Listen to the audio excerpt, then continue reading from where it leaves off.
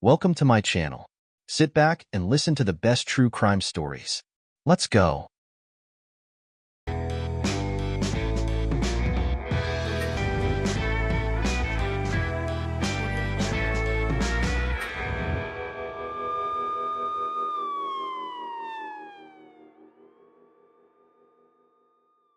Disappear from the submarine. You may have already heard about it. We're talking about the strange shipwreck of the world's largest private submarine, the UC3 Nautilus, owned by eccentric inventor Peter Madsen, affectionately known as the Mad Professor, and Rocket. The boat, with its owner and presumably Kim on board, sank on August 11, 2017, off the east coast of Denmark. Madsen was rescued, but Wall disappeared without a trace, and now the inventor is in custody, and he is accused of intentionally sinking his boat and killing the journalist. But let's take it one step at a time, and let's start with the accused himself. Peter Madsen, 46, is a famous Danish engineer-inventor, who is loved and revered in his country as his own national counterpart of Elon Musk. Initially, Madsen became famous for several years as one of the main co-founders and participants in the company, Copenhagen Suborbitals, the world's only non-governmental private non-profit organization engaged in the development of technology for the launch of spacecraft, and conducts its activities exclusively at the expense of crowdfunding, that is, through donations from individuals. Throughout its activities, 5 small rockets and 2 mock-up space capsules have emerged from the bosom of this group, and 3 candidates for space flight have been prepared. In 2014, Madsen split from Copenhagen Suborbitals, and on the territory of an old abandoned shipyard organized his own laboratory called Rocket Madsen Space Lab, RML Space Lab, where he began to research, develop and build space rockets based on hybrid H2O2, hydrogen peroxide, engines. At the same time, with another group of volunteers, since 2005 he was engaged in the creation of a submarine, which again exclusively on private donations in the amount of about $200,000 built by August 2008. And, of course, he gave it the sonorous name Nautilus, obviously wishing to see himself as a modern version of Captain Nemo. What Madsen initially called my art project ended up becoming almost the pride of Denmark. Only the laziest journalist did not write about the launching of the world's largest private submarine in October 2008. As a result, with the help of the ship, Madsen managed to become famous far beyond the borders of his own homeland. So, the UC3 Nautilus is a civilian submarine of 40 register tons, that's about 33 metric tons, almost 18 m long, and equipped with 2 engines, diesel and electric, which allows it to reach a maximum speed of 6 knots, or 11 km/h. The boat has 2 1,500-liter tanks with fresh water and fuel. The Nautilus dives from the water surface to periscope depth in about 20 seconds, and as you have already realized, the boat does not carry any military armament. There are 2 diesel engines in the engine room, but only one of them is used for propulsion. The second one controls the 3-phase electric generator that provides onboard power. But the most interesting thing is that, despite the ability to accommodate up to 8 crew members, this small, by the standards of real military submarines, can be operated by only one person, which, as it is already clear, was usually Peter Madsen himself. All controls of the boat, pumps, engines, communications and electrical system were available in the captain's cabin. Here in the video you can get a better look at the boat itself. From the inception of the UC3 Nautilus to the present day, the submarine has been visited by many people, journalists and politicians, showmen, video game developers, actors, and just tourists and fans. It has been used for entertaining swims and even wedding ceremonies. The boat was used as a cargo transport a couple of times, but in 2011 it required a major overhaul and upgrade, which was completed in April 2017. On August 11, 2017, UC3 Nautilus was scheduled to sail with her crew, i.e. Madsen and 8 crew members, from Copenhagen to Bornholm, a Danish island in the southeastern Baltic Sea. The plan was to launch the rocket, made by Copenhagen Suborbitals, from there on August 31st, and Nautilus was to bring one part of the launch pad to the island. But the night before, around 7:30 p.m., Madsen cancelled the trip by sending one of the crew members, his friend Christopher Meyer, with whom they built the submarine together, a text message, where he informed the crew, without giving a reason, simply in the affirmative, that the trip to Bornholm on August 11th would not take place. Meyer was surprised by the message. This was the second time the trip to Bornholm had been postponed. So he sent Madsen a text message asking about the reasons for the decision, but he never received a reply to his text message. Meanwhile, on the same day, that is August 10th, at about 19:00 00. The submarine left the docks and went to sea, and according to eyewitnesses, there were two people on board, Peter Madsen and journalist Kim Vaye. By all rules, the Nautilus should have returned to its location that evening, but it was missing. Already on the night of August 11 at 3:30 a.m., the Copenhagen Police Department registered a call from the Coordination Center of the Joint Rescue Service of Denmark-Sweden, informing that the boat Nautilus has not returned to the docks and the reason for this may be an accident. To date I have not found further details of this call, but it is known that after it the rescue services passed a message to all ships in the vicinity to look for the submarine. At 10:30 a.m. on August 11, the submarine was seen by Christian Isbak, the owner of one of the cargo ships in Kobe Bay, near the Drogden Lighthouse.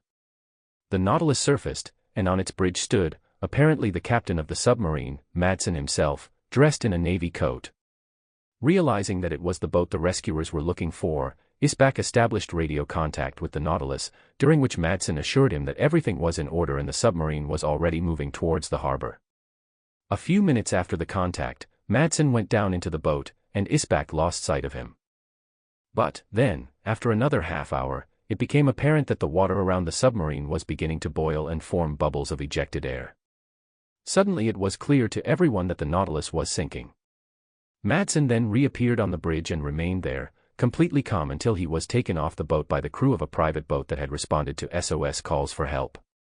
This is how Denmark's Pride, the world's first private submarine UC3 Nautilus, which made the country famous all over the world, was ignominiously lost. But while the submarine was at the bottom of the sea, at a depth of about 7 meters, striking the inhabitants of the abyss, Madsen was brought to the shore, where he was already waiting for a crowd of reporters and gawkers. The news that the Nautilus sank and its owner almost died with the submarine shook the public, and many came to express their regrets to him.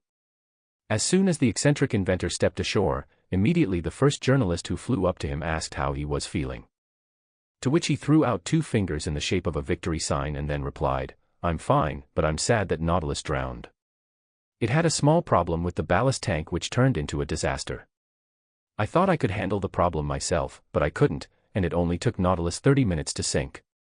This was the spirit in which Madsen was happily giving out interviews to reporters after the rescue. He looked a little saddened but calm, assuring everyone that the Nautilus would be retrieved from the bottom and restored. At that moment, everyone was of course sorry that the modern twin of the legendary Nautilus had died so untimely, but no one could have imagined that just a few hours later Peter Madsen would be accused of deliberately flooding his brainchild and killing a woman. Meanwhile, the police, who had no right to be enchanted by their service, received a report that some time before the submarine went down, there was probably another person on board, a young journalist Kim Wall. As it turns out, she has been wanted since the night before by her boyfriend. According to his report, Kim went to a meeting with Madsen to interview him, but disappeared, and no one knows where she is. Boyfriend even at night felt something wrong, reported the disappearance of the woman to the police. And then, as they say, it was like a whirlwind. When they began to find out where Kim could disappear, it turned out that several witnesses saw her last time in the company of Madsen. She probably left on a boat with him on the evening of August 10. This was confirmed by a video that was allegedly taken by the witnesses on the evening of August 10. It does indeed clearly show a woman who looks like Kim on the bridge next to Madsen.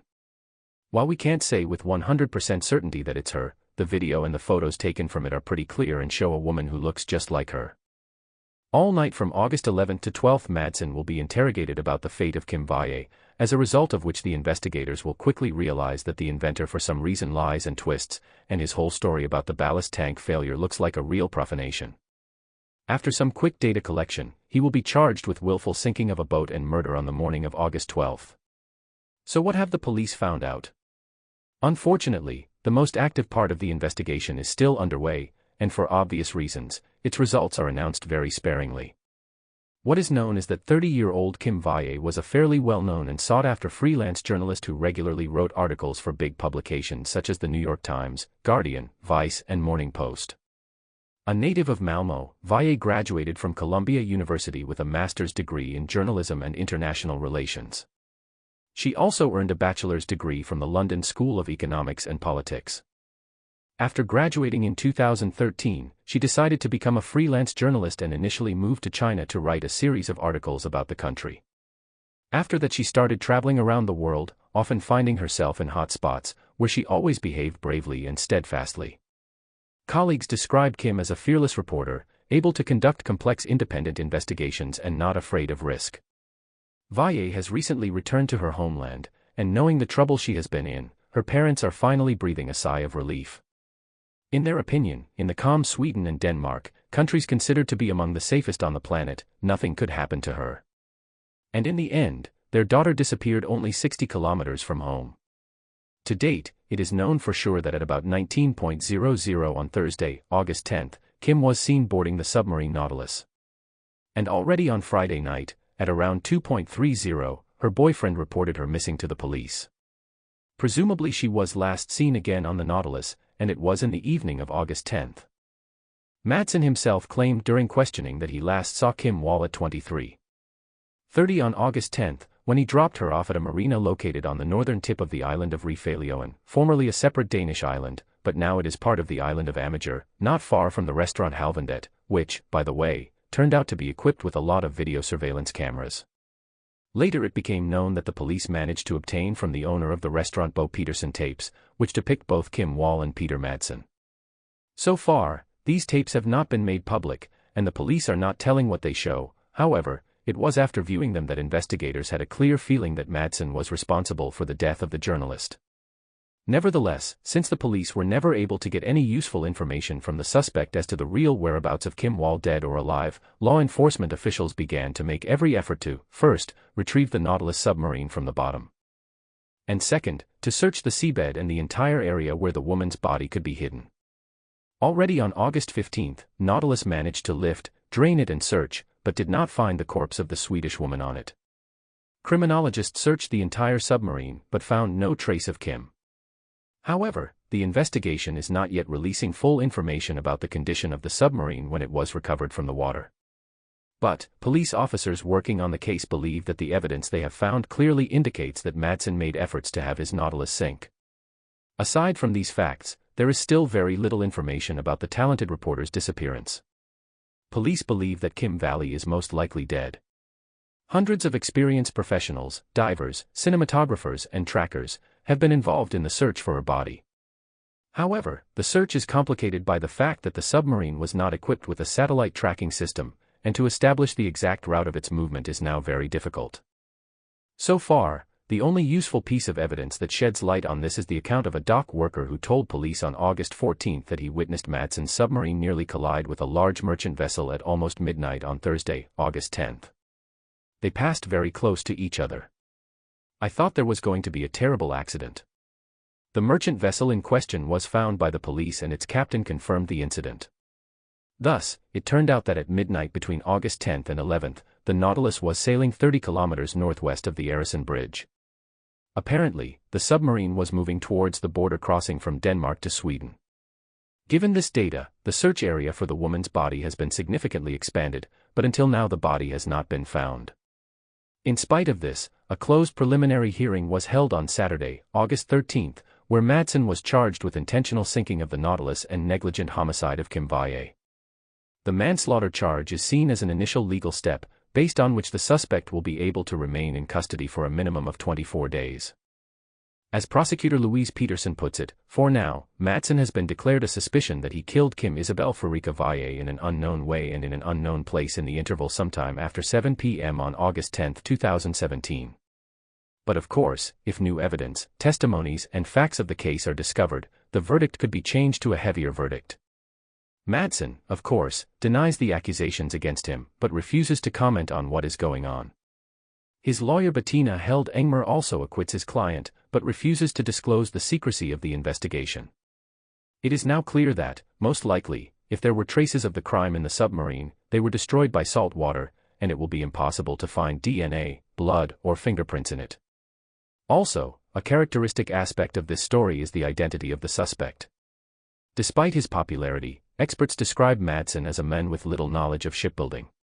His knowledge and experience in the field is questionable. On top of that, due to a nasty character described as great ambition with a complete lack of social skills, he apparently had significant disagreements with the team involved in building the submarine. In fact, most of them did not want to put the boat under his direction and command, but he did become, in fact, its sole owner. This is told by volunteers, and told more than once by Madsen himself, jokingly referring to himself as the Curse of the Nautilus. As far as I can see now, the UC3 Nautilus program board members communicate with each other only through the internet and intermediaries.